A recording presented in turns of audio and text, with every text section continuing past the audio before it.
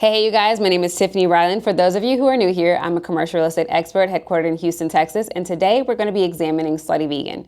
Now, before we get started, let me preface this with I am not their real estate agent. I do not represent them, and this is solely my opinion on what I believe to be going on. I received an article the other day where they discussed how Spelman was closing and the burgers are too expensive, and why is Slutty Vegan closing so many locations? So I'm going to kind of break down what this looks like. So whether you are an individual that is looking to open a restaurant, this is going to be helpful for you. Or if you're a commercial real estate person or looking to get into commercial real estate, maybe you can pull some tidbits from this as well. So without further ado, let's jump right in. First and foremost, for those of you who are not familiar with Slutty Vegan, it is a vegan concept, fast food concept that came about in 2019. Pinky Cole started it and founded it, and she just blew it up and seemingly overnight. She had a phenomenal start and a phenomenal launch where a lot of celebrities were just bragging and boasting about how amazing these burgers were, and she got a ton of support at the beginning of her start.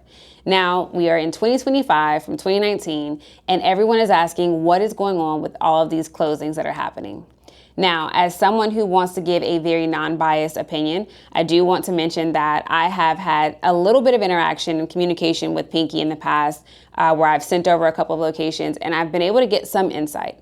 And what I will share with you all is restaurants are tough. They're a tough business to start with.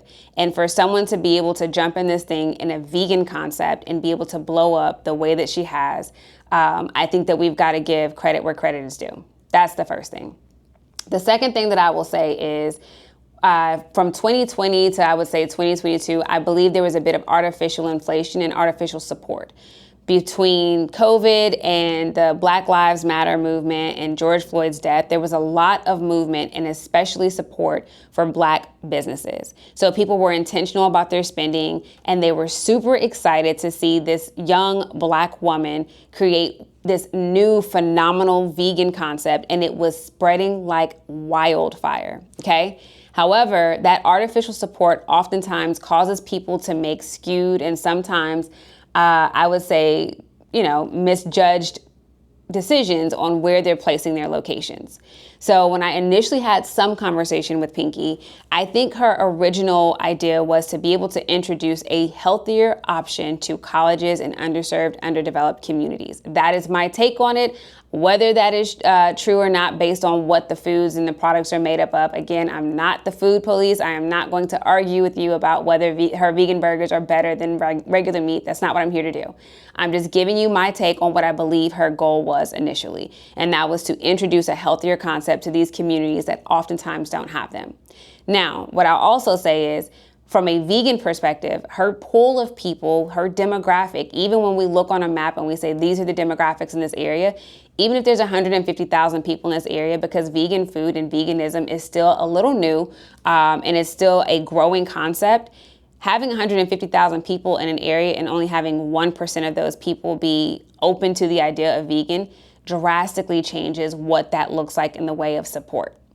And so when we're looking at those demographics and when we're looking at those numbers, those are things that we have to take into consideration.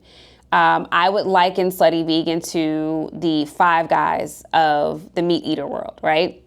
And what you notice about Five Guys, unlike McDonald's and Burger King, they're not on every corner because they have to be specific in the demographic that they go after. And so I think that with Slutty Vegan, that is probably one of the things that she's still working out. Which demographic is the best demographic for her support, right? I think going into college towns, it was a great concept initially, but college students just, by nature are typically broke. So being able to afford a $36 burger and fry is probably not going to be something that they're able to do consistently or willingly. If they have to pay for the club or a vegan burger, I think they're going to go to the club and get McDonald's on the way back, right? So I think that may be one of the things that has hindered her support in those college towns. Now, from a retail standpoint, going into those underserved, underdeveloped communities, and sometimes even in the college areas, the rent can be a little bit cheaper. But what we learn is that cheaper rent does not always mean that it's going to be a better location. And I'm not saying that that's the case here for Pinky, but I am saying that I did look into a couple of her locations, and some of them seem to have I would say lower rental prices than some of the more affluent areas in certain cities, right? However, again, there's a lot of things that go into a business opening and closing. And my perspective, my honest take is that maybe demographic wise, she may have to go back to the drawing board and figure out, okay, what's the perfect demographic for me to target? One of the things I learned with Starbucks, I remember I used to go to this area here in Houston called Third Ward, and there was not a Starbucks for 5 miles, 15 to 20 minutes away from where I had to go every weekend for like 3 months or something like that. And I ran into a Starbucks rep in the real estate department. I said, what's up? Why don't y'all have a location over here? I can't get coffee anywhere over here, and it's pissing me off. And I'll never forget, the rep said, listen, Tiffany, we would love to be near colleges, and we would love to be in this area specifically, but demographic wise, this area does not support a $5 or $6 coffee. In the wintertime and in the summertime, when college students go home, this area will not by itself support having a Starbucks here. And so because of that, until we start to see a change in the household structures, we're going to hold off on putting locations in certain spaces. And that makes sense to me now from a real estate perspective.